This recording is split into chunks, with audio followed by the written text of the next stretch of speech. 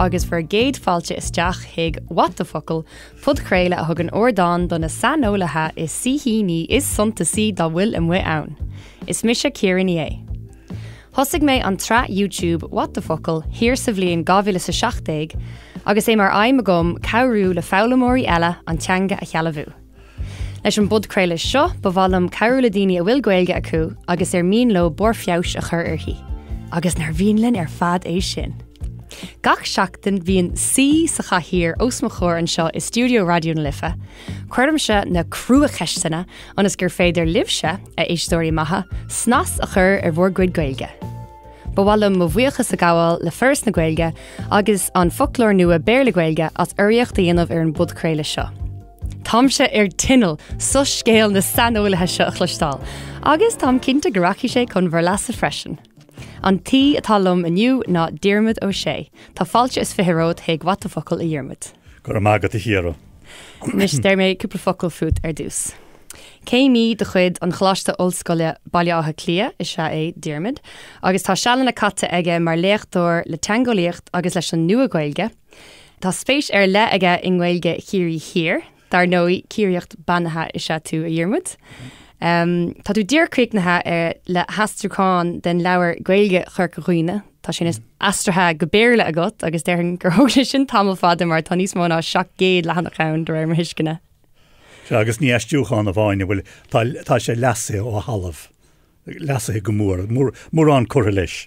Agus bhí tú mar leachtar gomsa nó rinne mé mástracht in UCD. Tá scata móra cum an san díobhat léid. Agus tá anna bhórtas a chasta, mar tá sé a déanamh go má.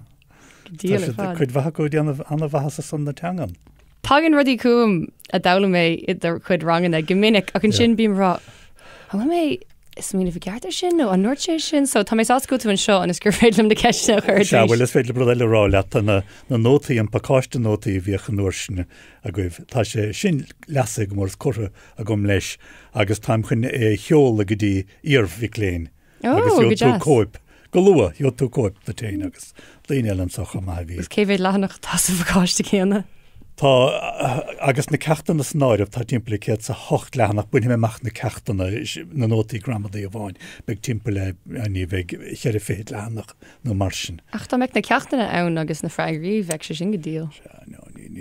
Istáil go rud tagar a bearna mé bheith marráis tagar, ní hastíon bhfuam daoine chuir a déanamh ceachtain a ríist, sort ceachtain íad ar fadóhin. Tá sé bhéalthe bhuaig sin inis. Níos gom ceap gur bhála chuid a gunn fiile ar sin. Tá sé tam chun é ailsiú. Cihínta? Le an éigen da. Well, tá sóimid leis na ceistena mar sin. Cad é an untráil nó cad iad na huntrálacha is fearr leat in an folklór nua Baile Átha. Tá mórránna goach ba bhfuilm tagartí an de cheann a bháin. Agus tócha gur focail leis a bhainnig siar as daoine mar ní héan sort ag chuinnig daoine leis. Sé an focail é ná tríseacht sé sin chiefdom. Áit éanad politúil atá á réalú ag tríseach. Sé sin ní sa lá tá nniuhánach hir a réanna luhan na staire sa bheaníos agus mar sin da. Agus tá scéal leistíir da sa. Vís ar fe chuig mléana im chahirirlach ar goiste Diarmuidta. Agus bhí mist bhí anamhrú am a gcónaíorin geisteadú Diarmuidta góir an Intas Eorpach agus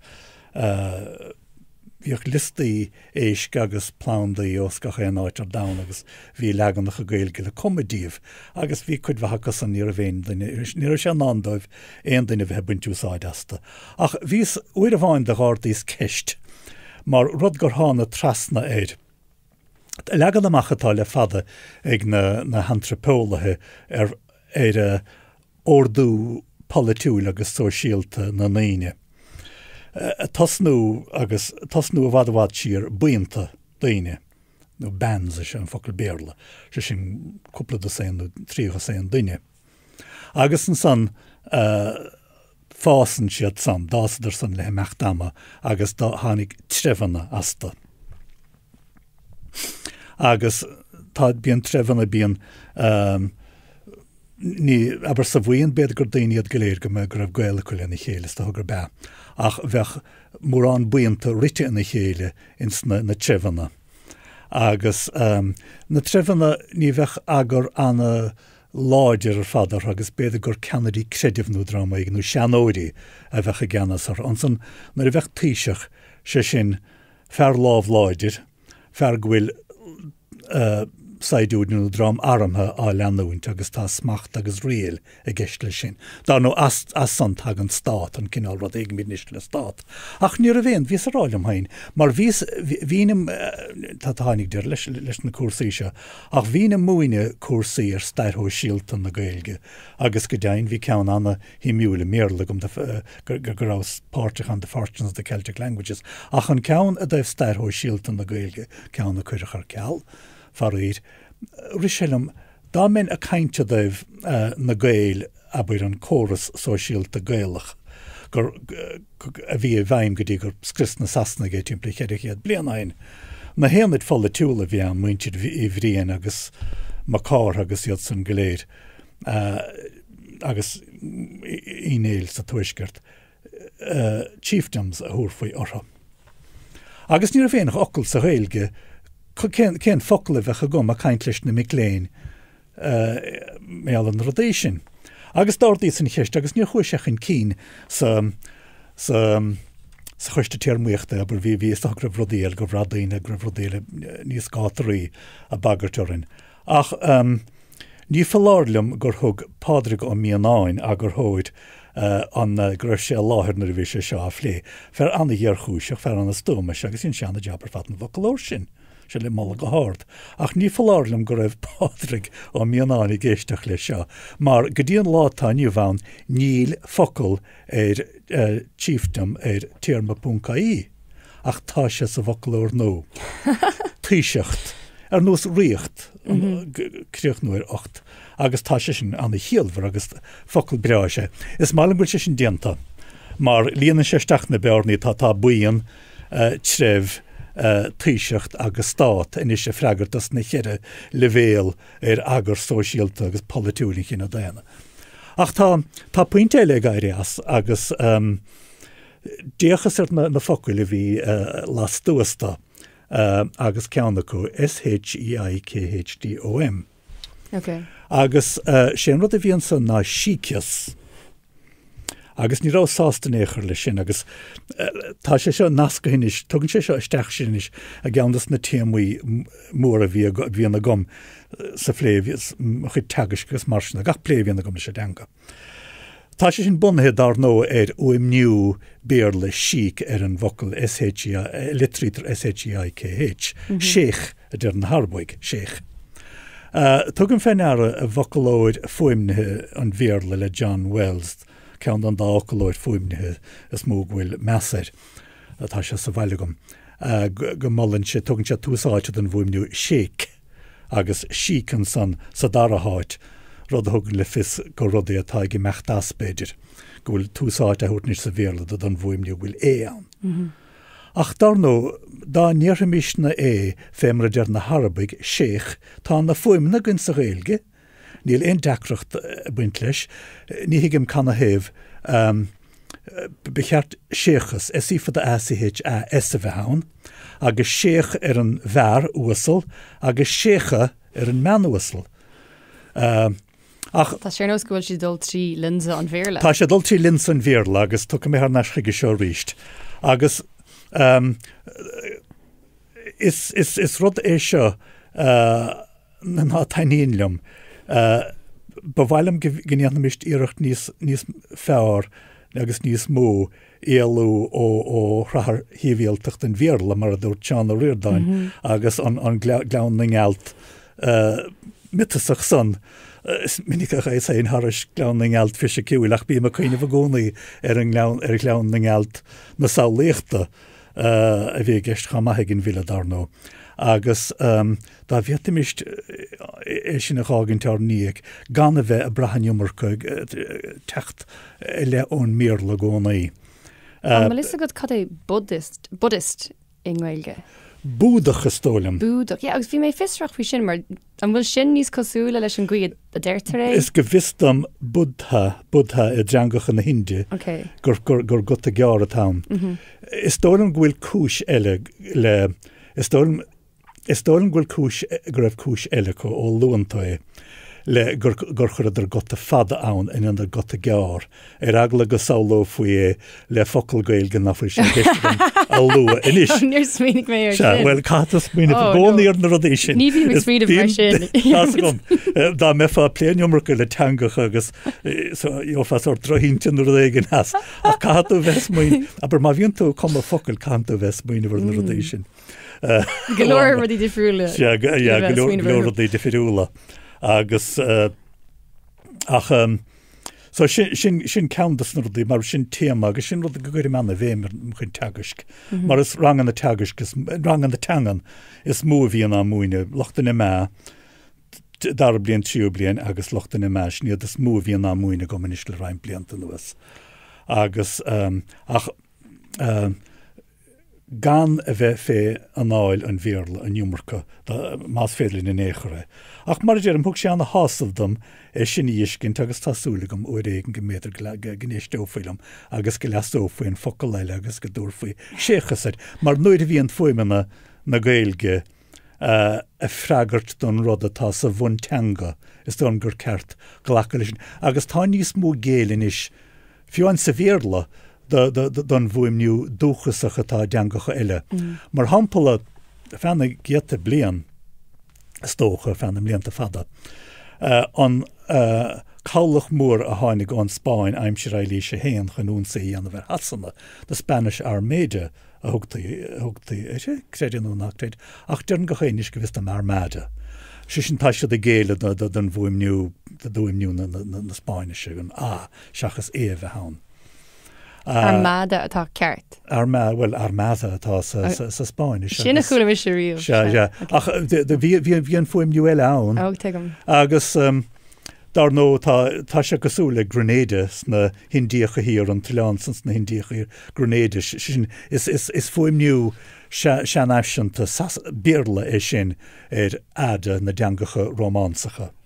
Ach tá géalainn is an bhuaimniu atá agus na daoine féin. Sin rud ceartar nó nuair iireanse nuair is féidir sin dhéanamh. I ceist go mar tháinig mé smuoine bhar an bhocail traslitrú agus trascríomh.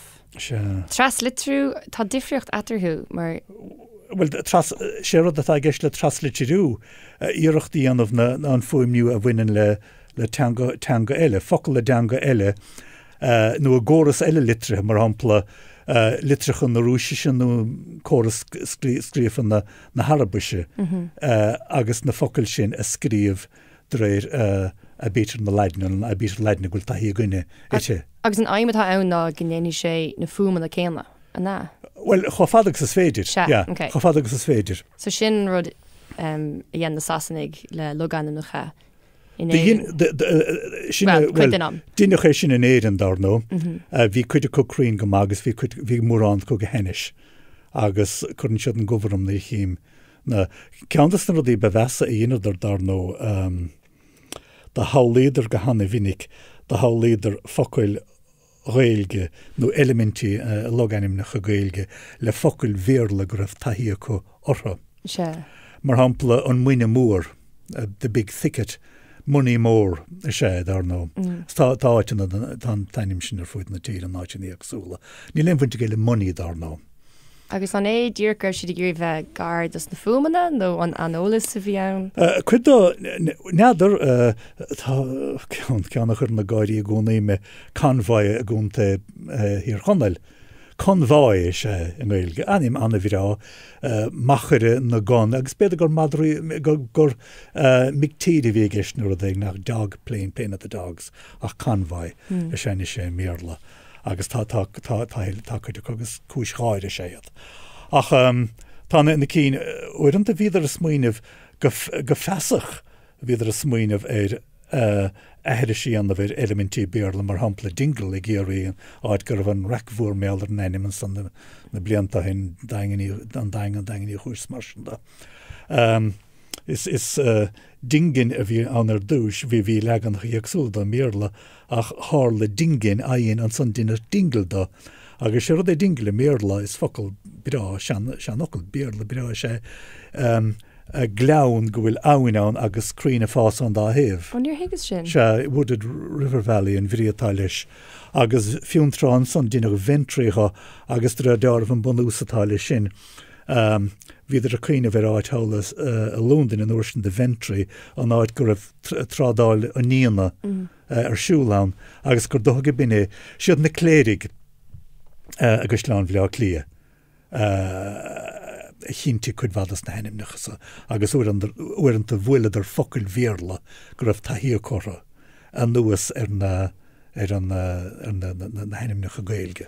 Tá chlór le John Creedon ar RTA faoi láthair Creedon's Atlas of Ireland agus bíonn sé caiinte daoine fís na fest na loganimnacha agus cad bhrílas na hen. Nis ní údar mission as ar na loganimnacha. Agus níor thug mé aon olóramh dit go gurthain ceist mar sin ar bhrónar. No, ach no, tá deasásta mo chu tuair mí thuirteid, mar is rud é de bhuinas cuasa fennam líanta mo chama maráid loganimneach agus línte Gaeilge agus go dain is áir cainte bhíocha gom le Mickléin ó Verice agus áitina a hagach go dtí léana héad an Irish Studies.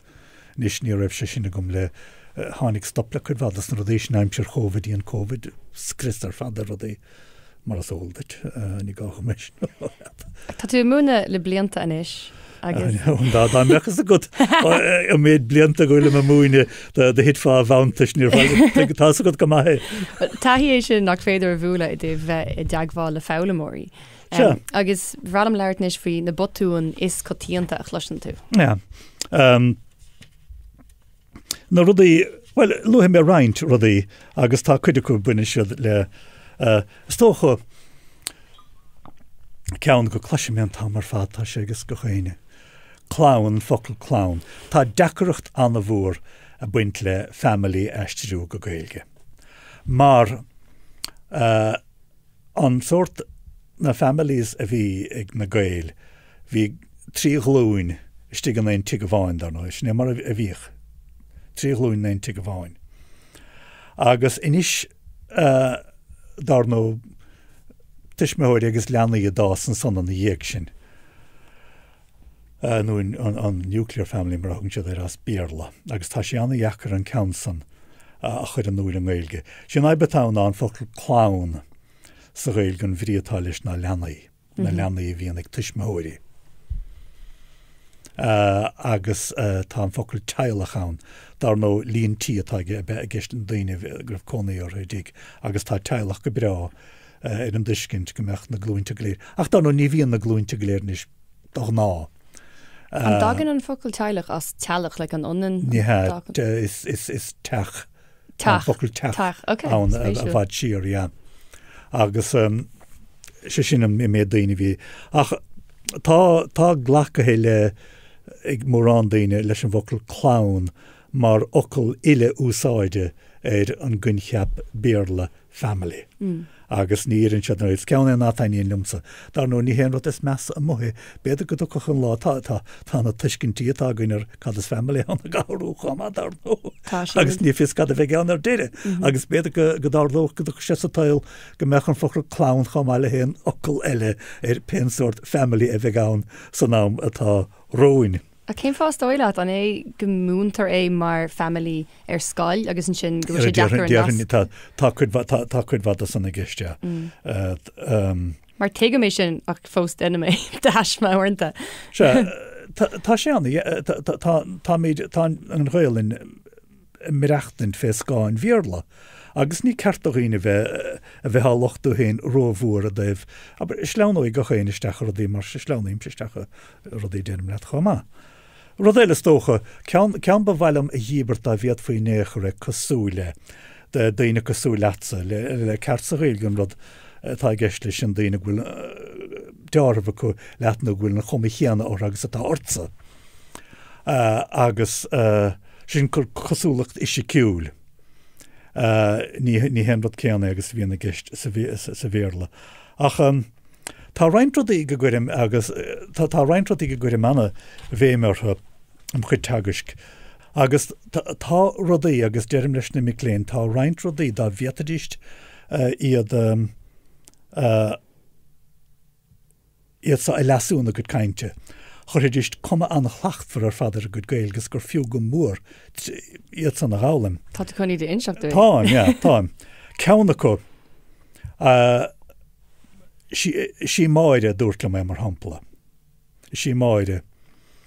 Agus cai go ní a bheithain agus ní bhfuil is a go rodégin tá sort leisce rom an rod a rá gan an a bheithain sin an legan batúnach. Mar na rivís fé ilúint fadóla bheithan bhúint ar meánscaile, dúrachlinn gan batún a scríomh ar a glárdómh a bhíochan uairsinan go deo mar má scríonn rod síos cad a thorlóig bí cinnte go bhla amuigh den éigeine.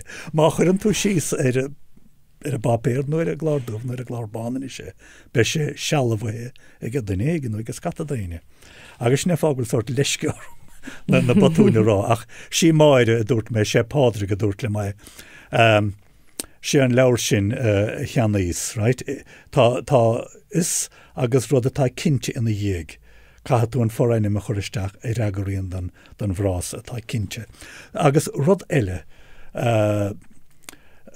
in áit is agus érá sé, right? Sí máide in is agus agus máide.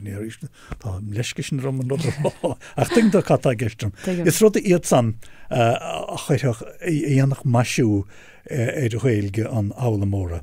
And is tá deacreachtaí buint leis. Tá ná ag locht I liúna sport. An méarlatha sé seo go ní an go léon legan Gaeilge dá. Practice doesn't make perfect. Practice makes permanent. Oh, dúirt mé bhí nuair leis sin ar bhí sios tig.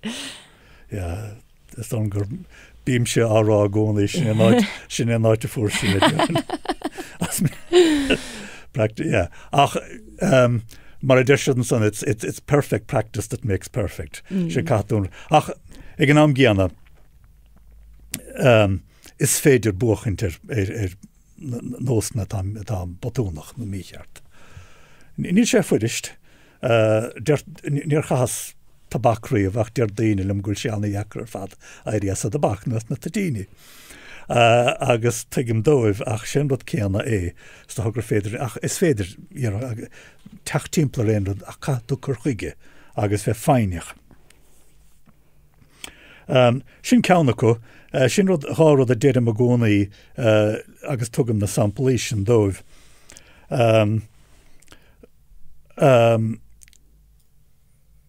Sin is rudí mar Jeremiad bhíon a go mar eisiam láirí sna rangan a do rudí a chuir dhéanach maisiúdaí. Is ceann eile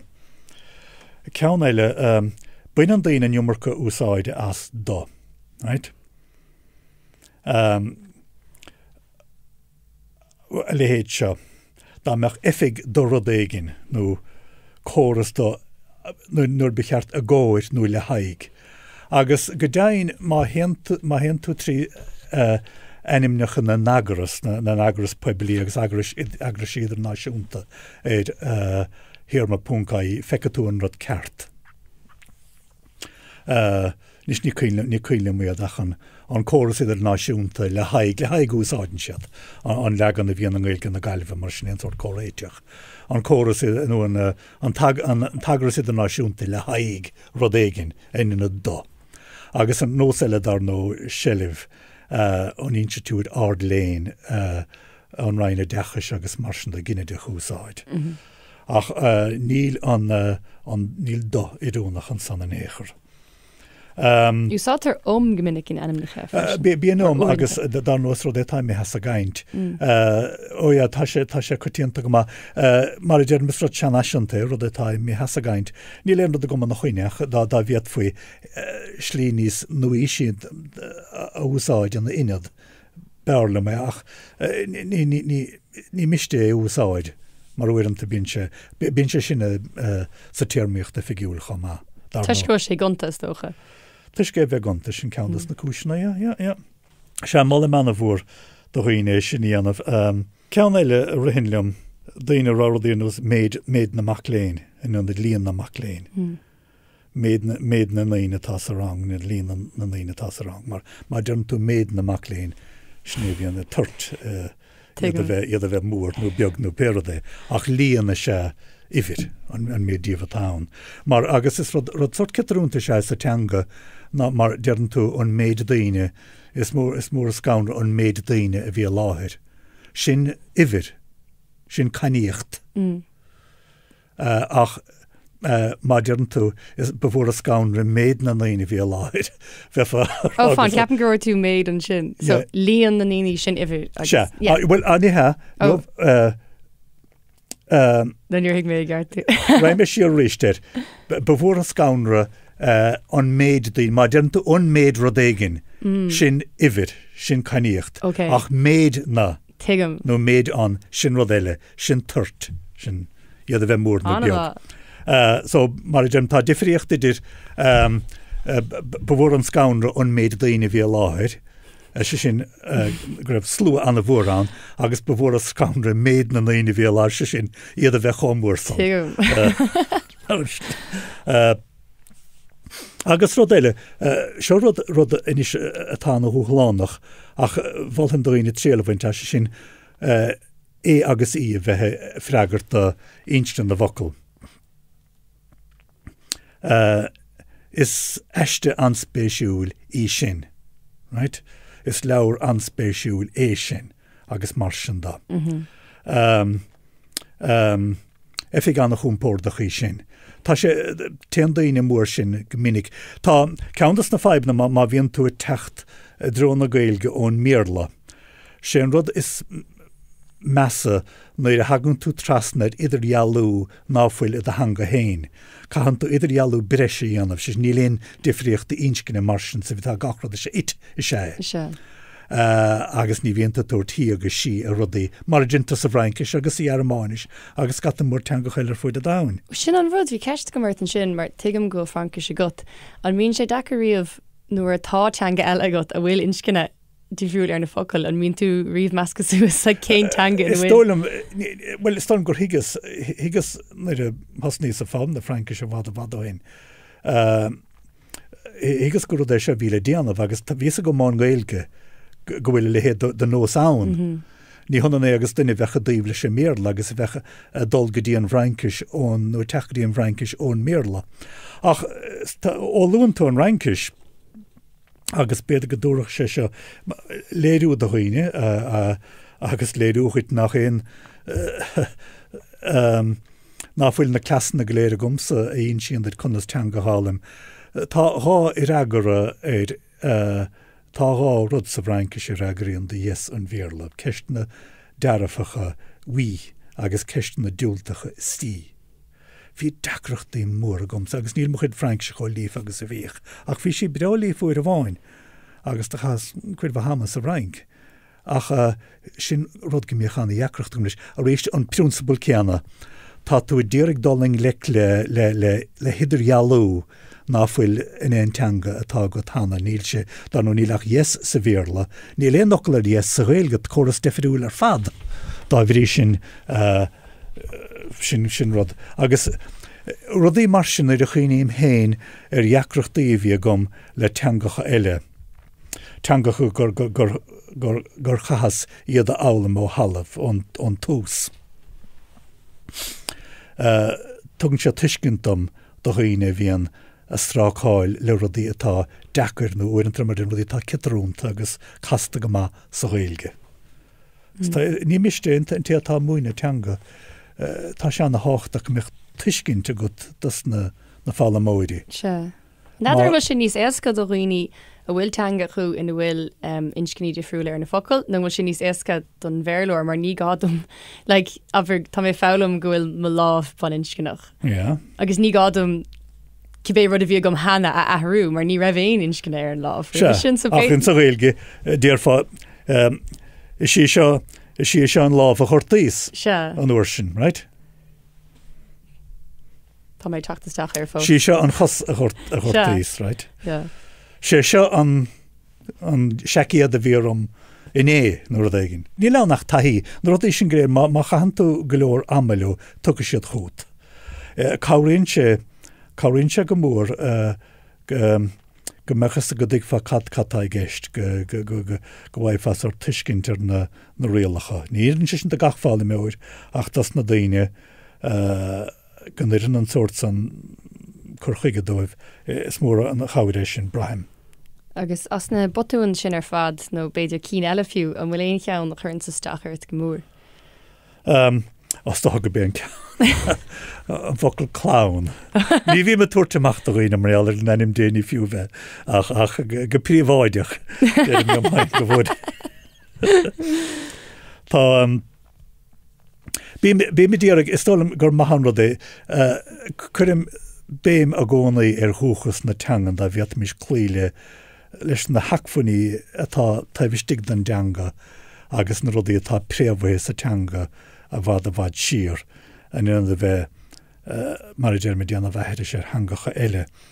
Is rud é sin a chuil an na bhúr am réalar an gaiideánna figiúil a gáhíle sa seachtaíag an legan na machatá déanta chuir na hihiricha mar hampla na fihidí.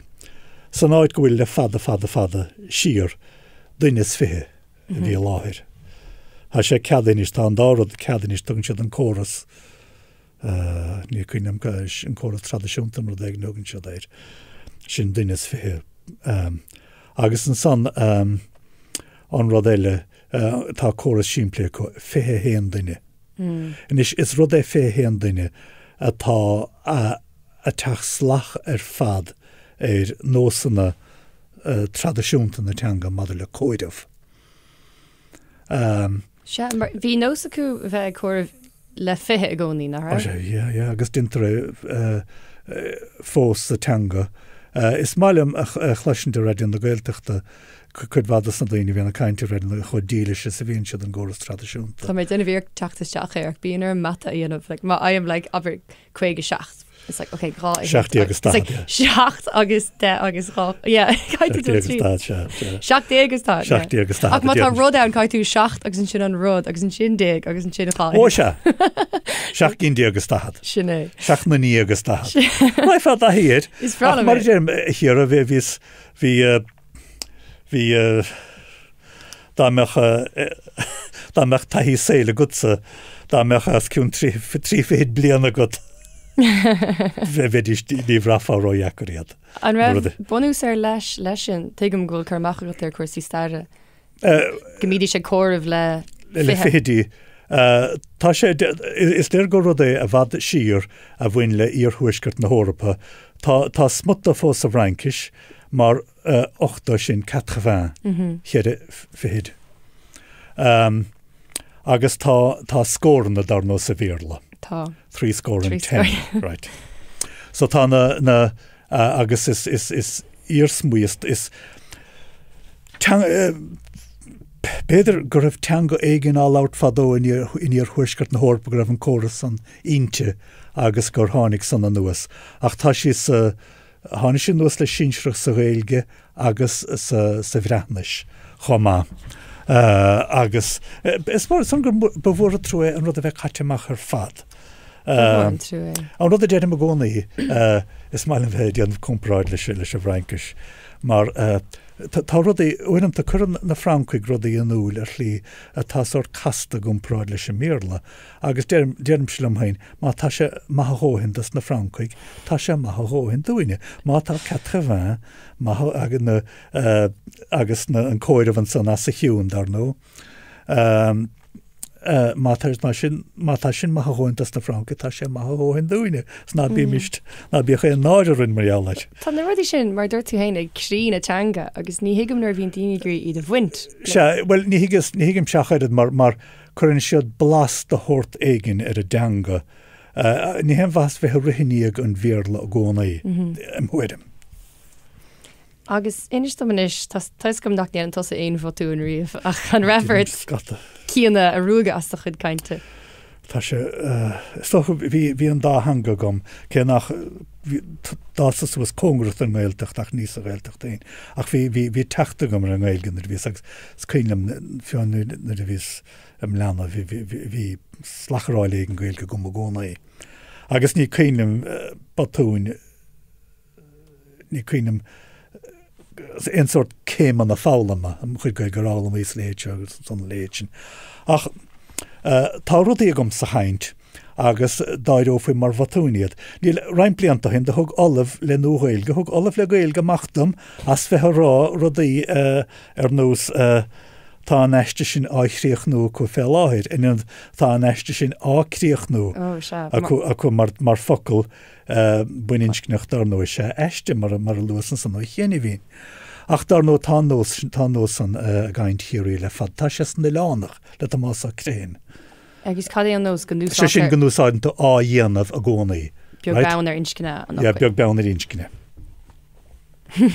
Agus an san, istólam de fircas suas leagan nach sort siimplithe nó leagan nach níos nuisi de ocail agus do irimecha áire scainlim rud a chur náir an de blianta fadain ví istíg a scrúdú agus scrúdú a ggóir na céim istólam.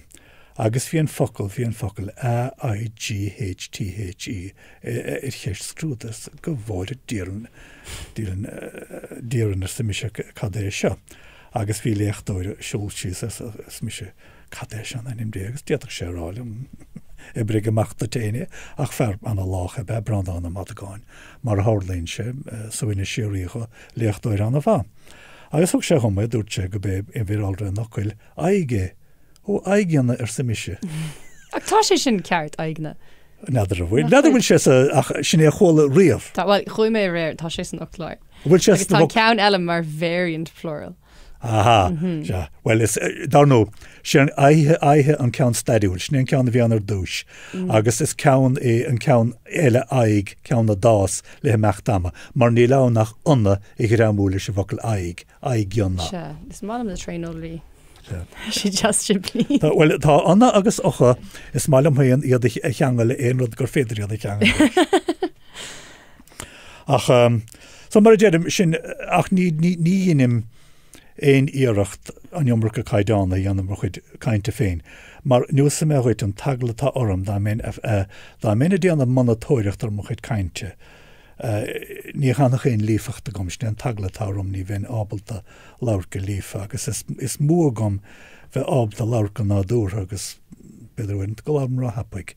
Ach ná gachrad a bhéide tréad caidána ag an ghramadaí nó rud ag an mar sin. Mas tú cadín na codanna is dacra den Gaeilge don Álamór? Ceann go míon deacreachtaí ag micléin leis agus feann ag na micléin máistreachta tagim trasnar seo an gnáchaite an difríochta dúd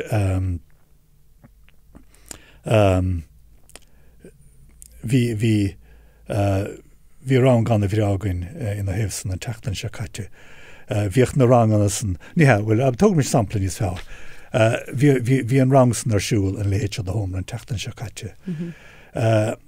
Bhíoh sé sa tómra san an tamar fad an leidig ach bhí sé eiste go dtí siomra le mlíana nach bháinna teachtain áide sin.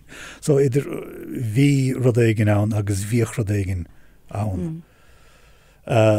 Rud sé go bhhaidfáile meach a rís le bar taí agus cleachta thug fáisteachid jófá breistanta. Ach bíonn sé deachid ar roiine, sé déanú nachréid. Bíonn sé braham le tá go brará bhín, bhín ann, bhín ach sin bhítá. Bhítá se. Bhítá, ní cluiste go minic sin é agus bhíon cinál leiscear a mérá. Well, sé rud tan san ná neart na minicíochta. An rud is minice is sé fos a álam, sin rud is fos é chleachta. Sin fáin na bríre ne réalta deangacha, techt agus gemeachtagus an téan agus tagan. Na bríre ne réalta sníad na cínas cotíanta na teanga, mar bí míid an úsáid an tamar fad, bí míid a caiintar an tamar fad meallar a techtú áit éig nó dulgadí áit éigin. Right? nó fáil rudaí agus mar sin da. Céim fá go gílíonn sé sin gomedís neamhríalta. Mar bí míid an úsáid chun minic sin go bhfuil sé furastach fuidiiste cíineh ar na fuidimecha neamhríalta. Dám bhríomhra nechatíanta iad ní bheith me an úsáid ro vinnig íon fá dearúdar na fuidimecha neamhríalta. Ó tuigim agus bheith sé níos réalta. Dá bhór le. Agus bheitís níos réalta, ja? Sin rohór mar smaoineh. So rudí an nós rinne ní ána, bhfuil ní sé sin níl siad san na gcuine sa chaintach dhéon agus níoríon nó níon fiúháin. Ach rinne ní ána bíon idirhealthe marsin a bra a bheitán úsáid. Bríthar anna chutíon a bheith caiinte de bhrudí dhéanamh agus gur dionú gur gnearna túra éigen. Mar a méidir cho anúsáid cho minic sin, cinnte an faoi bríthar réalta díomh. Tá dar loch sé chúis éigen go das nóch daine, go néid och daine as bheith gúsáid an bhríthir sin agus go núsáide díist bríthar eile I raguróch da. Níl le héidir fáil gunna stóchas a Gaeilge. Ach dimioch na idirhealthe sin. So sin ceanna costólam, rud éile fuimna na teangan. Mollim is ceist an iacadí seo. De bhuinas a fá roint blianta, minic golóir de bhuinas cuasaí an bháiríocht na phonetics, déanamh na cainte, de bhic léin. Agus bhenistig a rang agus dírin na míniúdaibh conna sa deirtar an dá sa Gaeilge ar lehan agus ar cail. Agus dírin an mar hampla cóid nóir dhéigen mar sin, cóid. Sidir mar na mar fiúhain cóid. Aber an legan cóid a bhíon. Atá annach chutíanta sé daoine óga an Gaeltach daoine mún cóid. Agus ar mar rééis na rá, agus tíar sé éim bíag. Be sé a gáirí beidir ach níl sé chuá dechar sin. Agus fiúhain is féidir a chur a rádaí nos luí, L-U-I-fad a luí a gceart. Tíar sé é sa rang. Fiúhain más mar bhaga atá sé rá ach tá sé a gomasí rá ach bíon fórsa éigin a cosc daine ó úsáid a bhaintas na fuimena tradiisiúnta más maileat sa chaint. Nada cén rud é, sort náid an úr éigin támáiltecht. Is a gom? Tá sé sin ann. Tá sin ann cinteanú pen Gaeilge táid in bisin. Brahan dí go sé denmh ahra sé rud éige nach ló, brinn sé leis an bhéinúlacht is tócha. Bhí cuppa duine ará sin ar an budcréile seo. Gomrahan na daoine gur lósan fumanna an bhéirle ach nach lósan fumanna na Gaeilge agus nach féidir ó idir. Ach má dhéanann siad é sin, sé rud tá siad ráile féin táim sásta mé héin immalú ar chliaigin. A meas loch láir na Gaeilge nó mé héana bheith daite ar chliaigin. Agus canna héh tá sé ar chumas gach duine a héin úr chun tasig. Déirim a gcónaí le micléin le gach duine óg, buine amach gachrod atá de chumas. An éon réimse den saoil. An bhéitá an óir lehan. Clúis mé. Clár. Go jazz, okay. Tá sé ní cloistear chun minic caintear sin, cé mí annach caintear an Nua-Ghaeilge. Tá daoine, tá is stolan go sé trí céag mór an daoine fiú an chluisfa daoine ógus sa Gaeltach tá áis éigeint agus a gúsáid ar an bhéarla. Is mór a tro sé. Cloistear an óir lehan I méle cíirí aber. Tása gom go maith. Is fé tása go maith, ja. So beidir go seansa gon fós. Beidir go seansa gon fós, ja. Tás bíonn sé a méarla na halaban chuma. Ach, níl bearla na halaban mar eisiam láidig daoine, agus is cinnte nach bhfuil bearla chéirí mar eisiam láidig daoine le clia mar ampla. Táim siúrálta go sam. An bhfuil éon úm ar le eile in Gaeilge nach mín árá ag daoine a gceart.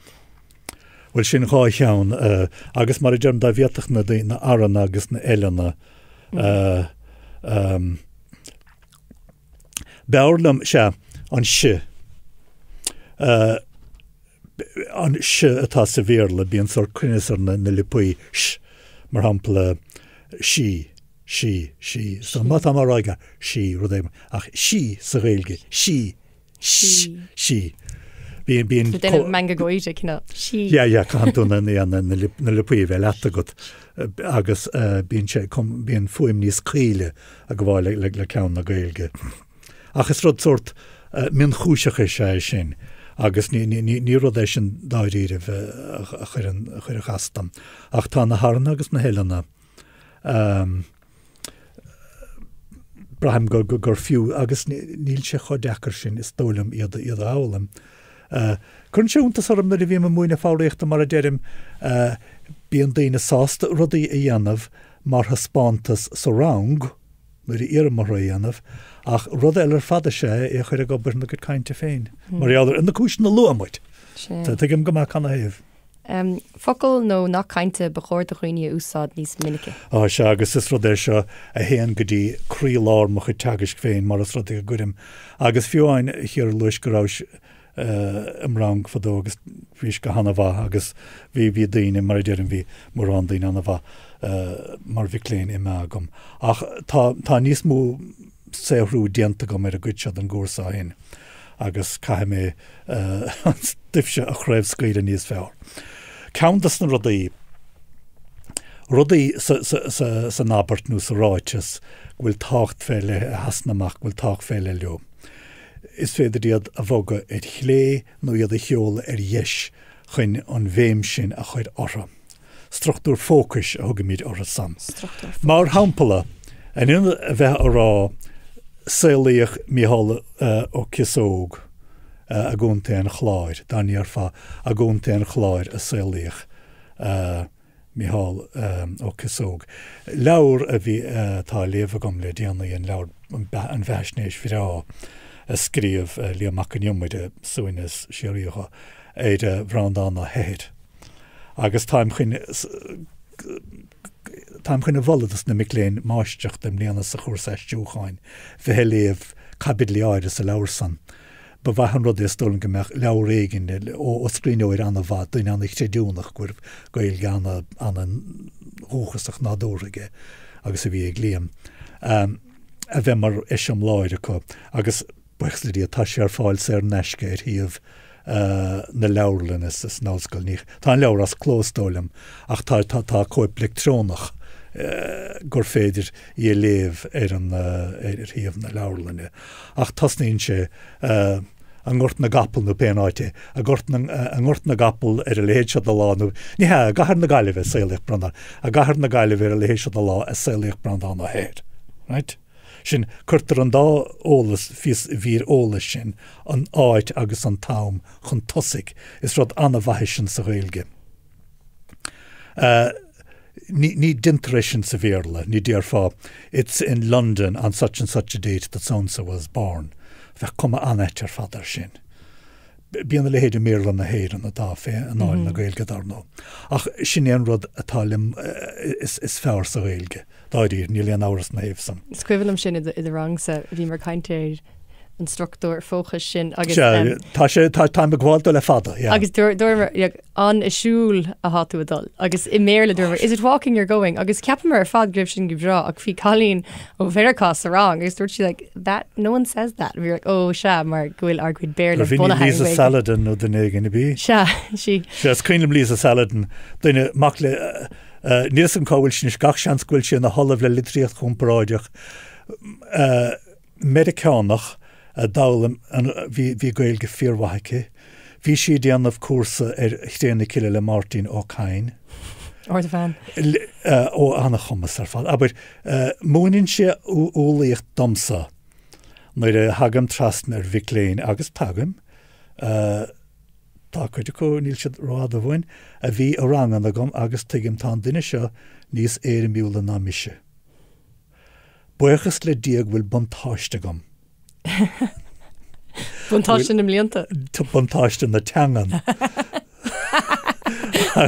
Le fada, right? Buchas le díag go bhfuil mar a mechan buntáiste bhein anna bhfuil chluasach ar fad. Ach agus im bliana tá mac léon tá ferro ó Vericán. Sa rang máist tá sé fíormha. Agus sé an rud a léiríonn sé sin hiara. Má chuidan tú chuige. Má chuidan tú rud a bhainteach a ghlach leis bhfuil bon chumas bhfuil le bhéal chuí cumas an tá mórán cumas mórán daine. Má chuidan tú rud a bhainteach. Is féidir é anamh. Agus rud é len san, ní bháin gur an struchtúr sanna rud a bhogad chlé a gúnta an chláir, nó is a gúnta an chláir a saolaíoch míhall a Cisóg. An san sé an áit ar saolaíoch míhall a Cisóg ná a gúnta an chláir.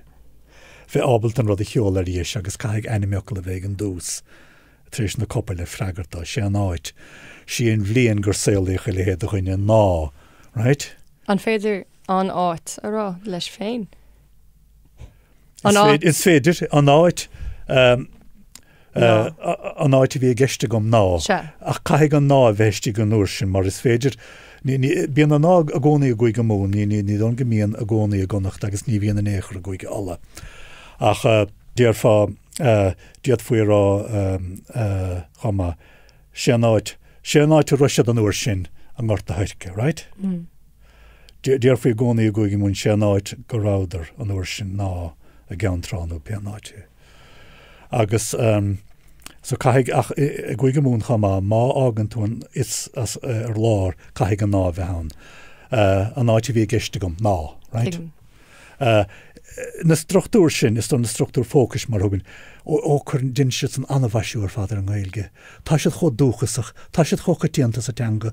Dá raibh fat sé éon leabhar a scríomh duine an Gaeltach, scríneoir maith an Gaeltacht. Began ar breclú, mollim do chuoine iad san álam agus iad a chleachta.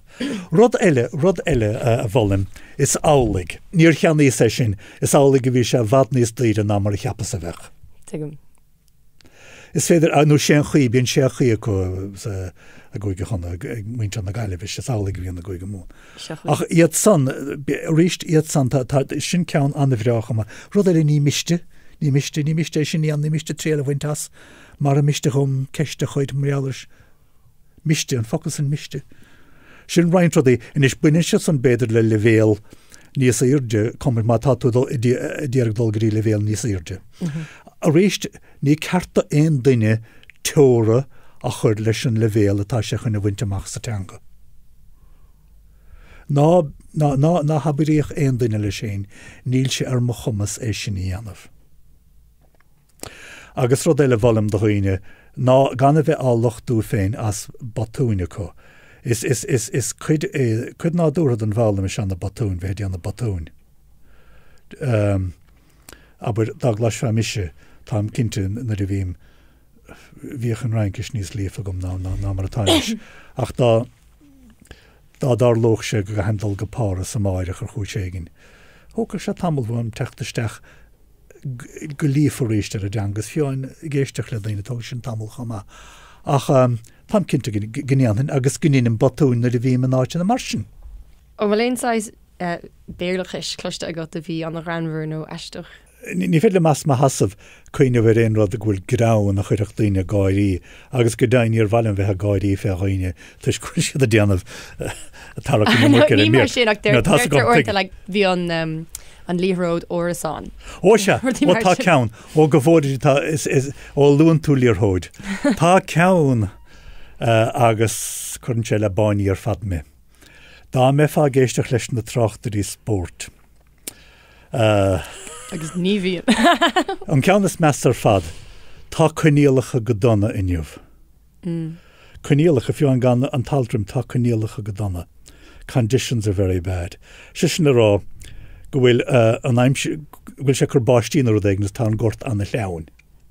Can a héamh ná dearan siad é sin.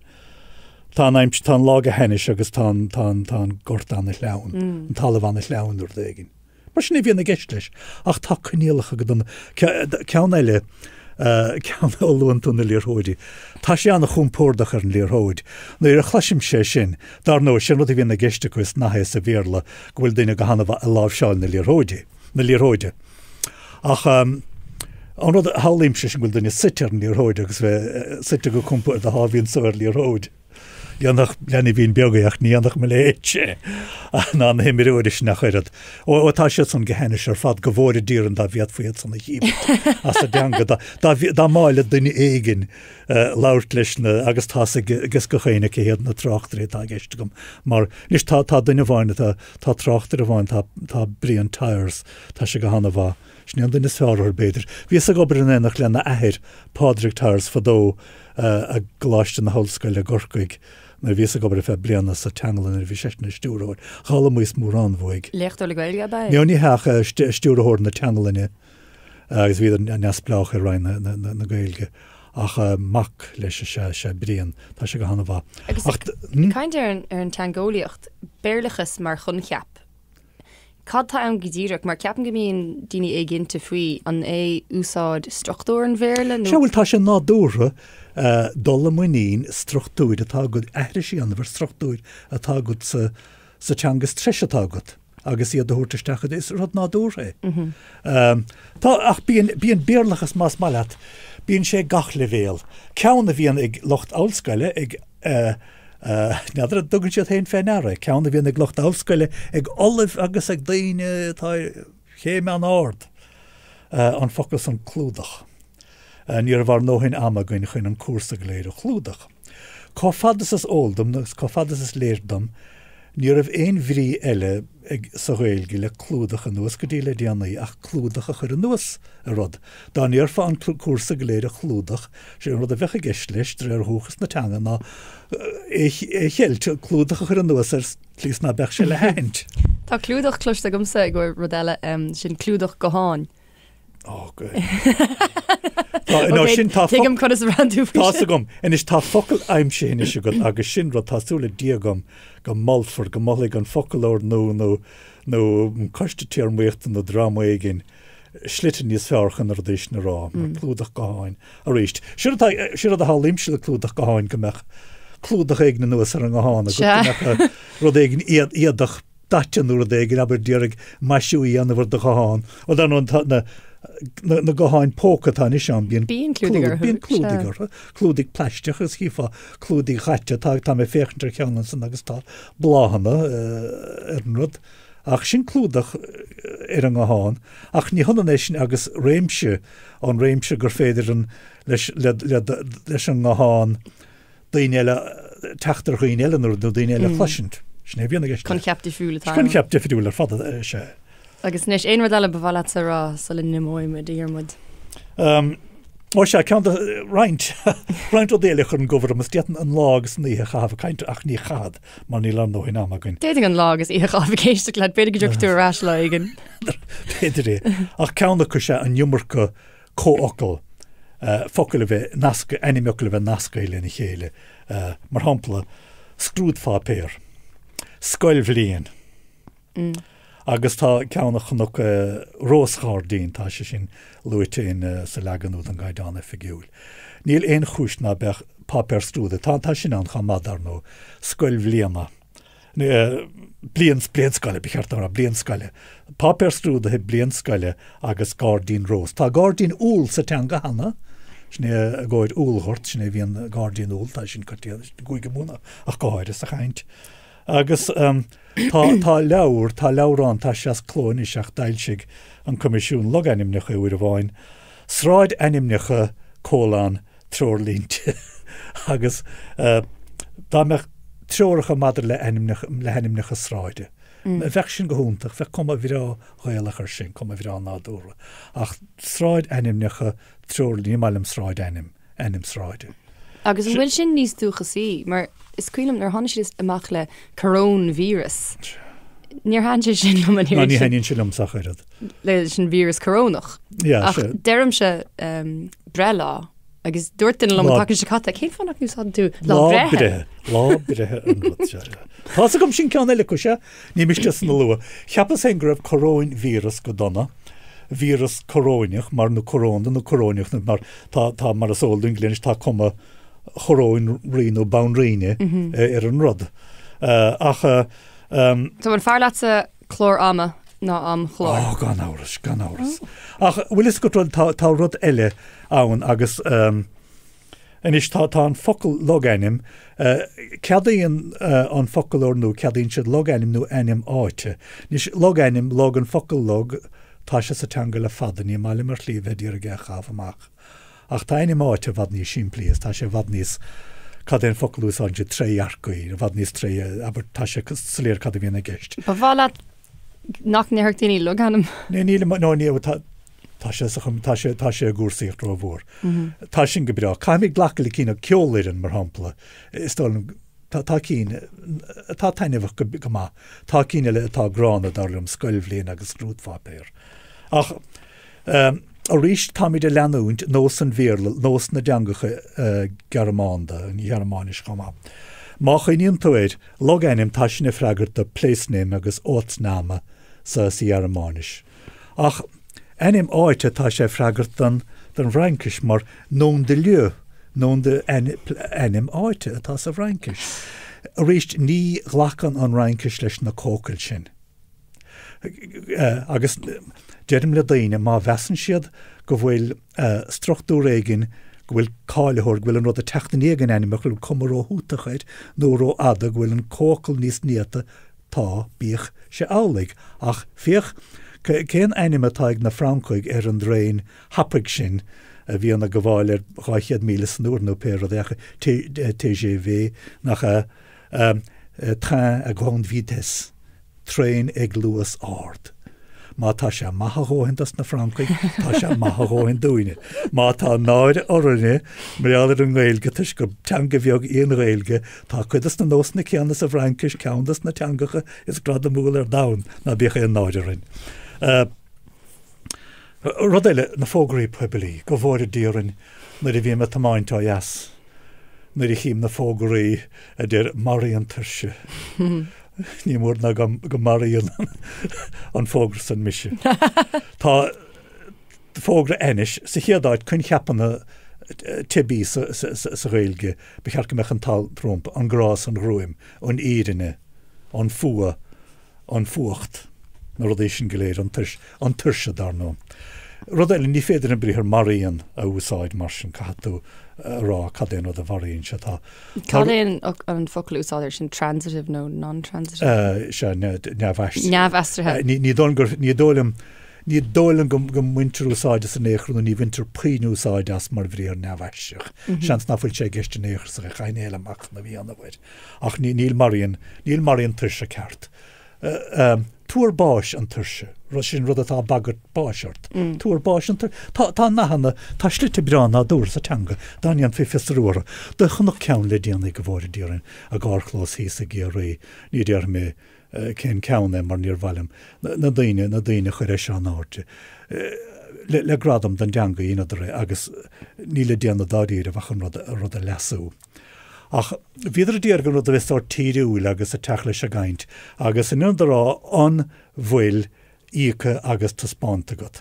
Tá chahadar amachchan an, agus de bhí uaschamógan san an áde san éir léirú go raibh sé caiteach. Ach in inad bhfuil íocha agus taspáint agat, siad bhí ná fuil íocha agus taspáint agat, agus in bhíotáile sin blood paid and displayed by. Sin go bheith fás mara fola de chluisteán. Tá rud éile an Gaeilú agus rís tang sé th neiscirí an áil an bhéirlan, tlígúil míid fescáin bhéirla. Agus tá sé a gcónaí mar chiniúint na teangacha beaga fé scá teangacha mórach, cáinte briseach asan. An Gaeilú atá déantar chudas na animnecha tíre eile agus marsanda. Cuáid. Cadíar na Harbig cuid. Can heb nach cuid. Si for the AIT or degen. Ní len fuinte geile áit, a sagur an te cheappa coine van vocal áit. Ó ceanna tag a hennis van Vietnam. Saulaim mór an daine gwyl beard an na heid go Vietnam. Ach, an rud idir siad hain, agus nis tá tuníocht an roha, sna teanga agus níatan se aheide sé an the rindaníocht atá kom. Ach Vietnam, rákla sé, deisgurt Viet an Vietnam nám sé deisgurt. Vietnam, snidir na Amerikáni, Vietnam. Der sé agus tá gott a fadastar. Ach tá fuim na Gaeilge goléiran san Vietnam. V-I-A-T nám rá okkel. Agus fech sé sin dílis den rud atá go féin. Ceann eile ó ceanna tá a hennis ar fad Beijing. Caithir príomhchaithir na Síne. Tá roint taobhan a buint lei seo. I bhí a héan tá íortha ag muin ag réaltas na Síne achtranig an tínis a litteadú dréir córasáid pinne a thugann sé déir. Ach gan na cóirí taníochta mar níta misna iad a láh seáil. Tá nóhin céile go tugann siad ná fiatach daine nach Sínig iad san a thuirt leo. B-E-I-J Beijing. An bhríotá leis príomhchaithir an tuaisgurt. Nanjing príomhchaithir an deisgurt. Ní puin sínis gom dalta, ní lánach go bhís rééis seo, féidir le an rudéis níos rú.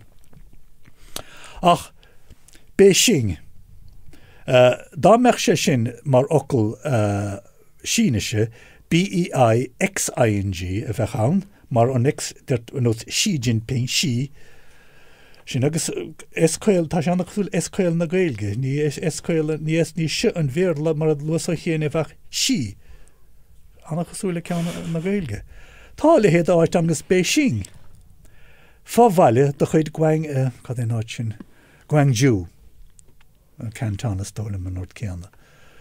Agus tá bé tuisgurt, tá brochhhaile nó cuidéadan den gahir alvorsa a dúisgurt na carachsan. Tá bhrí is logaine mé sin sa tíis chama. Bhí sé carta có cóirle nó réaltas na sína leanúid. Gan a bheith sé polsa tána enim na chatír agus enim na príomhcharacha a ghailú. Ach tá dain sér eile ann, má inan túniu mar go útamála le focail íasachta. Ní fiscén torabhegur, beidir gur focail gársúla, beidir gur focail úfásacha sa teanga féin, má hasníonn tú á leasúd réir litrú de hanga féin. Céir de bhultha mar sin? Ó rud a BEIGING an rud a íran an tí cinnte enim na tír an tí. Rud atá sa teanga le fada. Ach Beijing, BEIGING. An cheisttearnach tá go mirt. Ná rud a luigh tú sa rang bliantó hin. Fion na Spáine? Ó se. No, fion Spáineach. Like bia mar an ggéanna, like cad a bhultha. The lauras seo ag cóháile le nach raim blianta hin agus níor chuidas an papéir le chéile fáilte cheart tá daoine tandramain dhéanamh. Dremar é bríam amach sa staire sé an nósa ví sa teangar dúis ná an rud san fion Spáineach. Sinné an fá go bhfuil sníos baráil for fion Spáineach ar marró sin dubh san árán. Agus tá samplaí eile da san mar hampla dir seahrún céitin náid a bháin don éigen siad an drama bhíananach leis ná dríthe alabanacha. In ina dríthe ó alabanach dríthe alabanacha. Agus bhí sé sin ann. Is rud é go bhfuil bunús leis sa teanga cinnte. Ach hála an tathrú, drémaras chofas féile am dhéanamh amach ó chorpas na Gaeilge dhéanach do bhríogan na héidir na samplaí staireola.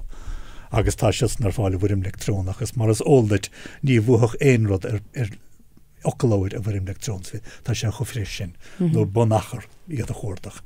Ach hála hosnig an tathrús na techan cin ginideach más maileat in iad an nadíocht. Fion na Spáine, an áit fion Spáineach.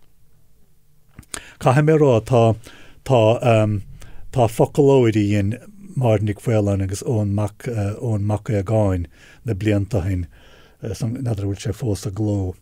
Ach bhí sé is a méarla bhí nadar gur ceann béarla go Gaeilge bhd níos lún an ceann tá is an darmó so rud atrafach a bheith tá go dtí go bhhail seofaíon. Bíbla mór gréisisin. Cub fórhearg. Agus an clúdach mór dearg agus leabhar anna bhráid baile Átha drámaíine. Ach cáráil se. An focalóid sin atrafach mar a germ sin í an vertigo. Tá sampla go Spanish wines agus fianta na Spáin agus nidachan na sin á bechtta díos bes le maid an éigen a tuairt áidir na rudí sin.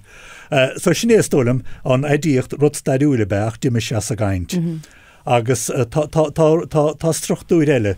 Dá méin a fád Chinese cad is cordam mará bí na síne. Bí na síne, bí na hinge. Is fearlam bí na hinge ná bí na síne, is fearlam bí na hórap an aon bhéile có.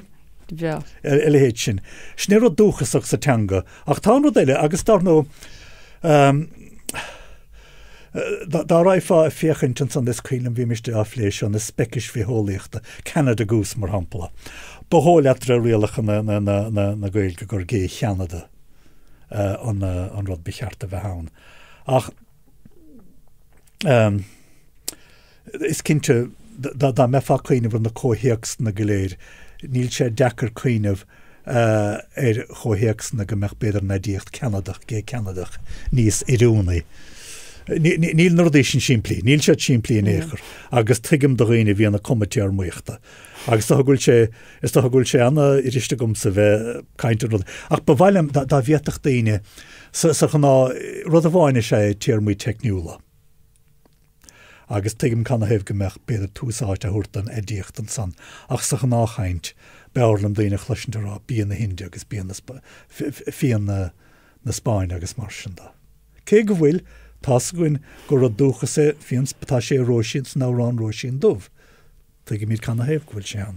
Tá gach duna ceart ach tá chuid gon níos ceirta ná chéile. Ní bhile marrá ceart ach gur bhfuil rudaí atá darlumm buine siad anna bhór le dúchas na teangas leis an sort forrás ná dúr a bhíon féin deanga. Agus tugam túsáid a gcónaí an teanga láir a chaint na naoine éad agus is féidir. Ní duine me a bheith anna dhéan bhíon rialach a ghramadaí. Ach mar hampla ceantas na buan na mór atá ag an deanga láir. Iad a bheith rudaí an nos éireabil a chapúil bháin, éireabil a chapúil bán. ó erbal a chapúil cinnte na fáile na díoch leis.